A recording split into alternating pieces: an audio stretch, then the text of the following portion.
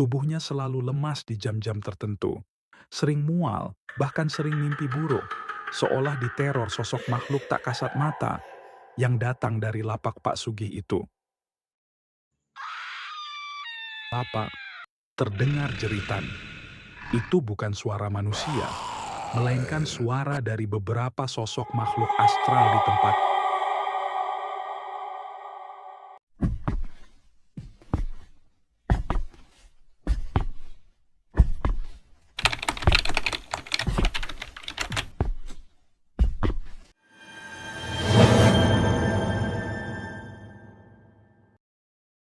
Assalamualaikum warahmatullahi wabarakatuh. Selamat datang kembali di Teras Malam Misteri, tempat di mana cerita lebih dari sekadar kisah.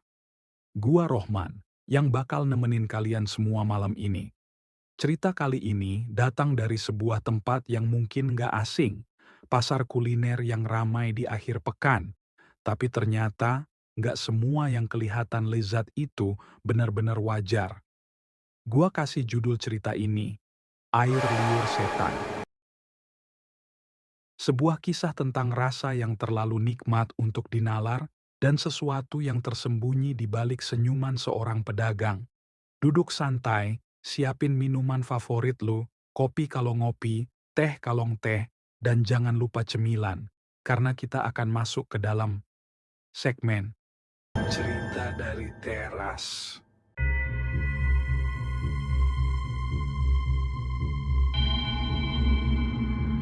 Di sebuah kota kecil yang tenang, ada pasar kuliner yang selalu ramai di akhir pekan.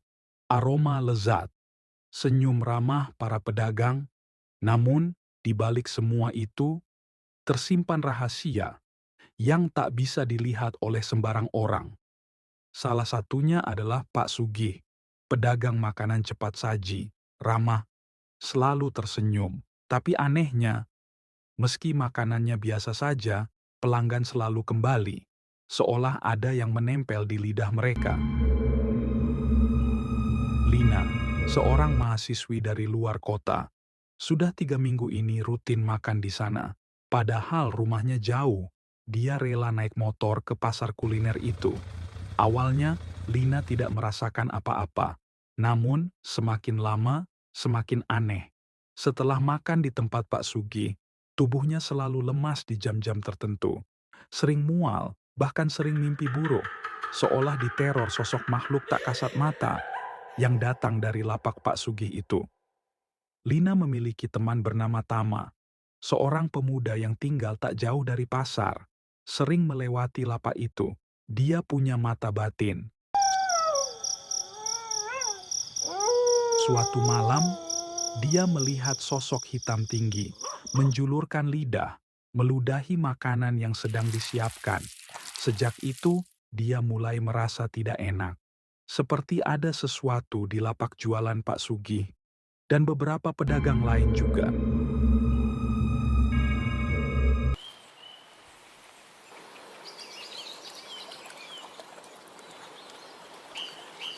Suatu sore, Lina mengajak Tama bertemu di taman yang tak jauh dari pasar. Mereka kenal dari komunitas kampus spiritual. Di sana, Lina menceritakan kondisi tubuhnya dan beberapa gangguan yang dirasakannya.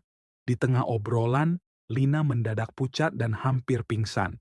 Tama langsung berkata, "Ini tidak bisa dibiarkan." Tama curiga ada yang tidak beres.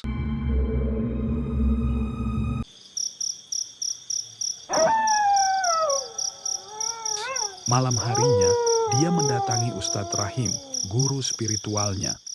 Tama menceritakan semuanya. Tak lama kemudian, mereka berdua pergi ke pasar tengah malam. Saat lapak Pak Sugi tutup, mereka membawa air ruqyah. Saat doa dilantunkan dan air disiram ke lapak, terdengar jeritan. Itu bukan suara manusia, melainkan suara dari beberapa sosok makhluk astral di tempat itu. Makhluk yang menjadi tanda penglarisan dari sebuah pesugihan yang dijalani Pak Sugih itu.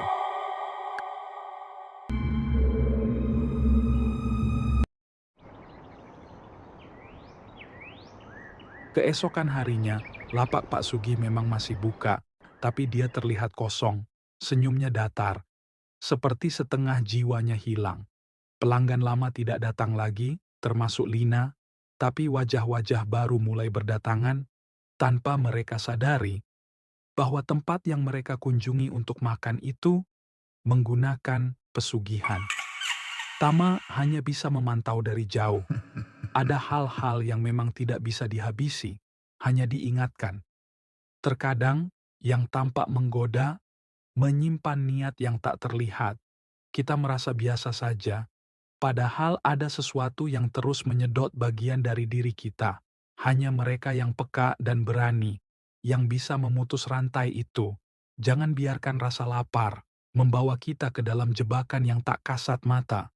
Karena iblis tidak selalu datang dalam rupa yang menyeramkan, kadang cukup lewat rasa dan senyum yang terlalu ramah. Terima kasih udah nemenin gua di cerita malam ini. Kalau lo suka cerita-cerita horor, baik yang nyata, fiksi, atau urban legend, jangan lupa like, komen, share, dan subscribe channel Teras Malam Misteri. Dukungan kalian bikin gua makin semangat buat ngulik kisah-kisah tersembunyi di balik rutinitas dan gelapnya malam. Gua Rohman, pamit undur diri. Wassalamualaikum warahmatullahi wabarakatuh.